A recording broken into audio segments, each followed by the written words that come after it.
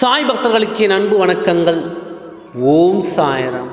என் அன்பு குழந்தையே, இன்று உன்னிடம் ஒரு சந்தோஷமான செய்தியையும் இன்னொன்று கலக்கமான செய்தி இந்த நிமிடம் உன்னிடம் சொல்லிவிட்டு போகலாம் என்று நான் வந்துள்ளேன். உன் மனதில் ஒரு முடிவை எடுத்துக்கொள்.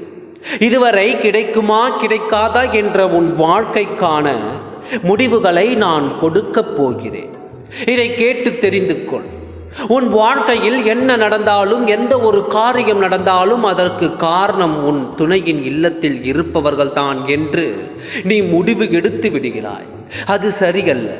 வேண்டுமானால் உங்கள் சண்டைக்கு காரணம் அவர்களாக இருக்கலாம். ஆனால் இதுவரை நீ பிரிந்தது உங்கள் வேதனைக்கு காரணம் அவர்கள் இல்லை என்று நான் சொல்கிறேன். ஏன் தெரியுமா? இதற்கு முழுக்க காரணம் கர்ம வினையும் உன் தலை விதியும் காரணம்.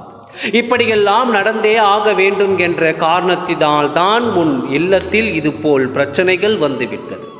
ஆனால் கர்ம வினையின் எடுத்த ஆயுதம் வேண்டுமானால் உன் துணையின் இல்லத்தில் இருப்பவர்களுக்காக இருக்கலாம். அவர்களும் உன்னை நல்ல எண்ணத்தில் தான் அவர்கள் வீட்டிற்கு அழைத்து சென்றார்கள். உன்னை வாழ வைக்க வேண்டும் என்ற எண்ணத்தில் தான் உன்னை அழைத்து சென்றார்கள். இப்படியெல்லாம் ஒரு பிரிவினை வரும் என்று அவர்களும் எதிர்பார்க்கவில்லை. காலத்தின் கட்டாயத்தினால் அவர்கள் இப்படி மாற வேண்டிய சூழலும் வந்துவிட்டது. யாரும் தெரிந்தும் எந்த பிழையும் செய்வதில்லை. தெரிந்து செய்ததற்கு தண்டனைகள் கண்டிப்பாக கிடைக்கும். ஆனால் தெரியாமல் செய்த தவறுக்கு கண்டிப்பாக மன்னிப்பு கொடுத்தே ஆக வேண்டும்.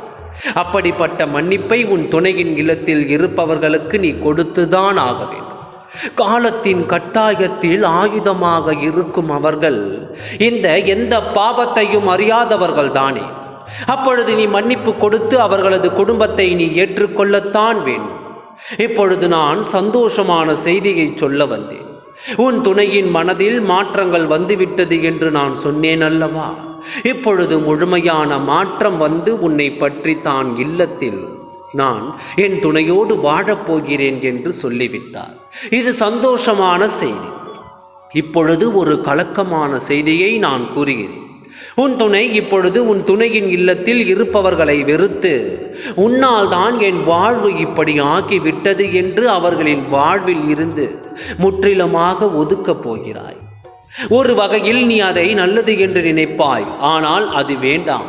ஏன் என்று கேட்டால், எத்தனை காலமானாலும் தாய் தந்தையை பிரிந்து எவராலும் இருக்க முடியாது.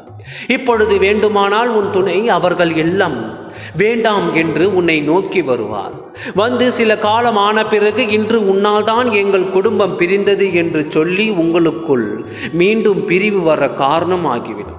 இப்பொழுது இந்த இரண்டையும் கேட்டாய்கல்லவா? உன் துணை உன்னை தேடி வந்தால் உன் துணையின் குடும்பத்திற்கு நீ மன்னிப்பு கொடுத்து அவர்களையும் நீ ஏற்றுக்கொள்ள வேண்டும் என்பது தான் உன் சாயப்பாவின் ஆசை. இது போல நடந்து கொள். உன் வாழ்க்கை மகிழ்ச்சியாக நடக்கும். ஓம் சாய்ராம். நன்றி, வணக்கம்.